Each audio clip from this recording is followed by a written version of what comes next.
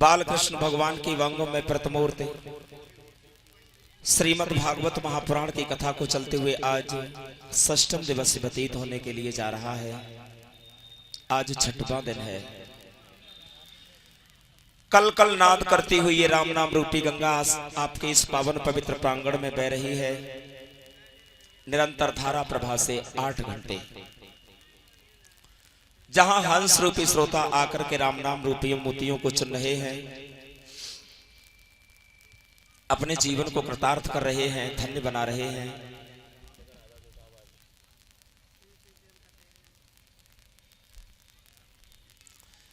हरिहर गंगा मैया की पावन रमण रेती में विराजमान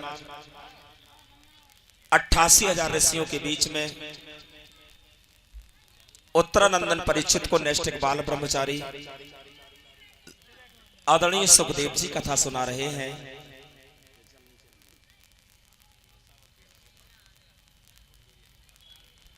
बताने लगे हैं श्री सुखदेव जी महाराज 16 कलाओं से अवतार लेने के बाद में भगवान श्री कृष्ण जेल खाने से गोकुल में पहुंचे हैं। गोकुल, गोकुल किसे कहते हैं? गो माने इंद्रिय, कुल माने समूह। इंद्रियों के समूह को ही गोकुल कहते हैं। गोकुल तो हमारा शरीर भी है जहां इंद्रियों का समूह है। शरीर में भी 10 इंद्रियां होती हैं, 11वां मन होता है, 5 ज्ञानेंद्रियां, 5 कर्मेंद्रियां और 1 मन। इनके समूह को गोकुल कहते हैं। गोकुल में पहुंचे हैं बाबा नंद यशोदा के यहां। छठी के दिन पूतना आई है। पूतना जो पवित्र नहीं रहती है उसी को पूतना कहते हैं। जिसके कोई पूत नहीं है उसको पूतना कहते हैं। और ये जहां पहुंच जाए ताई को पूतना समझ लो, उसी का नाम है पूतना। छठी के दिन पूतना का उद्धार किया।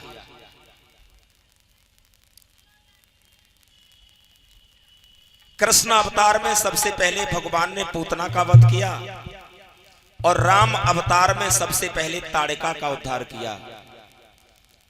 दोनों अवतारों में सबसे पहले नारी वध किया भगवान ने। क्यों? इसका कारण था,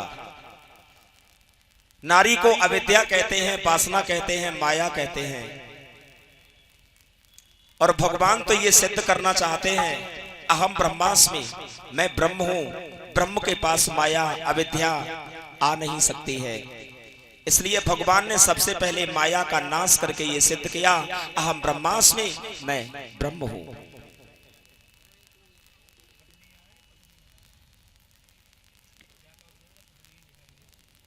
थोड़े और बड़े हुए हैं, गर्गाचार्य जी ने इनका नामकरण संस्कार किया है। 13 दिन के हुए हैं, सक्टा सुराया है, उसका भी उद्धार किया भगवान ने। कुछ और बड़े हुए हैं।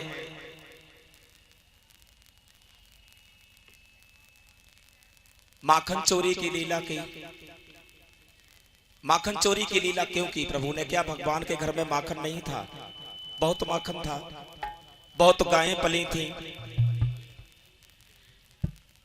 लेकिन माखन चोरी तो भगवान ने इसलिए की है,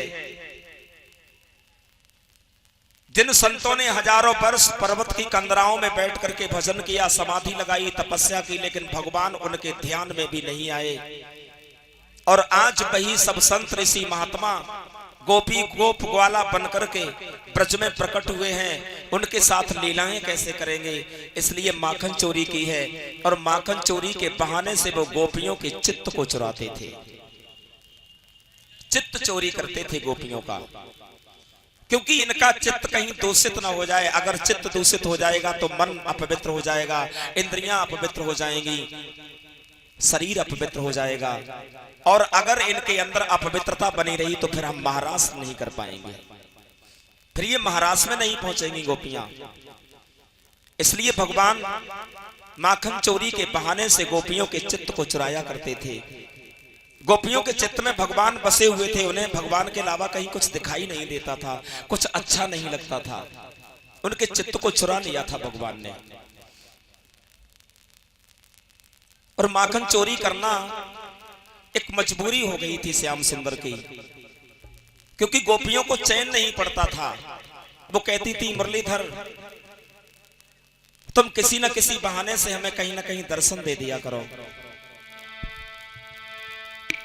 तुम दर्शन नहीं देते हो तब तक हमें अच्छा नहीं लगता है, आप किसी न किसी बहाने से आ जाया करो, और अगर कोई बहाना तुम्हें ना मिले तो तुम माखन चोरी करने आ जाया करो।